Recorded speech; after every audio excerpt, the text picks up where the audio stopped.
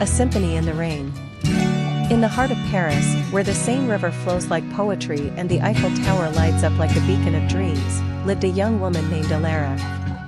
She was a violinist, known for her passionate performances in a small music conservatory tucked behind the old streets of Montmartre.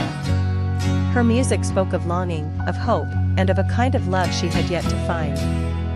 One rainy afternoon in October, while performing under a delicate canopy in Place du Tertre, Alara saw him, a man standing in the rain, without an umbrella, unmoving as if time itself had paused for her music. His name was Lucien, a writer whose heart had grown quiet after years of loneliness and grief. He came to Montmartre often, seeking inspiration among painters and poets, never expecting to find a melody that would pull him back to life. Day after day, he returned to listen. Alara noticed him, always alone, always silent. She began to play for him. Her notes grew warmer, more intimate. One evening, as the final note lingered in the air like a sigh, Lucien approached her, rain still dripping from his coat. "Your music," he said softly, "it sounds like the story I've been trying to write all my life." From that moment, they became inseparable. They wandered Paris together, reading poetry beneath chestnut trees, dancing in empty streets at midnight, and drinking coffee in quiet cafes where time seemed to slow just for them. Lucien wrote again, inspired by the light in Alara's eyes. And Alara played with a joy she had never known before, her heart finally in tune with her music. Their love was not loud. It was gentle, like the hush before a concert begins, or the silence shared between soulmates. It was in the way Lucien carried her violin case. In the way Alara marked the margins of his manuscripts with little hearts and musical notes. On the first anniversary of their meeting, Lucien led her back to Place du Tertre. There, surrounded by streetlights and whispers of autumn, he handed her a small box. Inside was a locket shaped like a violin, and within it, a folded page from his latest novel. The page read, "In the quiet of the rain, I found a symphony. And in her eyes, I found home." Tears welled in Alara's eyes as Lucien knelt before her, not with a ring, but with a promise. "Will you compose the rest of life's symphony with me?" She nodded, too moved to speak. And the rain, soft and silver, fell again, just as it had the day they met, blessing their forever with its quiet grace.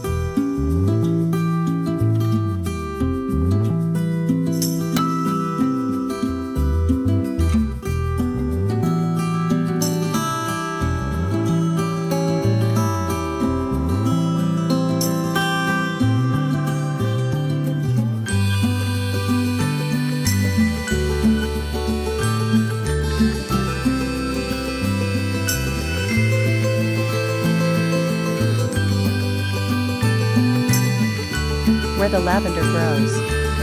In the sun-drenched hills of Provence, nestled between golden vineyards and rows of fragrant lavender, there was a quiet village named Valbonne. It was the kind of place time seemed to forget, cobbled streets, shuttered windows painted in faded blues, and a sleepy rhythm set by the rising and setting of the sun. Among the villagers lived a young woman named Elodie. She worked at her grandmother's flower shop, Fleur du Coeur, where she arranged wild blooms into bouquets that somehow always made people smile.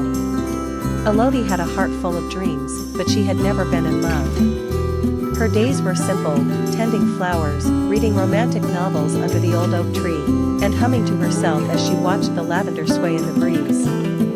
One summer evening, as the sun melted into the horizon and painted the sky in hues of rose and gold, a stranger arrived in Valbonne. His name was Julien, a travel photographer from Paris, looking for peace after the noise of the city and a recent heartbreak that had quietly hollowed him out. Julien stumbled upon Fleur du Coeur while wandering the village, drawn in by the scent of lavender and jasmine. When he stepped inside, he saw Elodie, her hands gently arranging a bouquet, her hair catching the golden light. She looked up and smiled, and for a moment, the world felt softer. Over the weeks that followed, Julien kept finding reasons to return, a need for more flowers, questions about the village, excuses that grew thinner with each visit. Elodie knew, and she found herself looking forward to the sound of the bell above the door, to the way he listened when she spoke, and the quiet sadness behind his eyes. They began to spend their evenings together, walking through the lavender fields, sharing stories by candlelight at the cafe, dancing barefoot under starlit skies during the village's summer fete. Slowly, Julien's heart began to mend, not through grand gestures, but in the quiet kindness Elodie offered so effortlessly. One night, as the lavender bloomed in full and the air was heavy with its perfume, Julien took Elodie's hand beneath the same oak tree where she often read. "I came here to forget," he whispered, "but I found something I never expected. I found you." Elodie looked at him, her eyes full of light. "Maybe love isn't about finding someone perfect," she said softly. "Maybe it's about finding someone who makes you feel like coming home." They kissed under the moonlight, the world holding its breath around them. Julien never left Valbonne. Together, they opened a small studio beside the flower shop, photographs and flowers side by side, capturing fleeting beauty and timeless love. And every summer, when the lavender bloomed, they would walk hand in hand through the fields where their love first blossomed. A quiet reminder that sometimes, the most beautiful stories begin in the most unexpected places.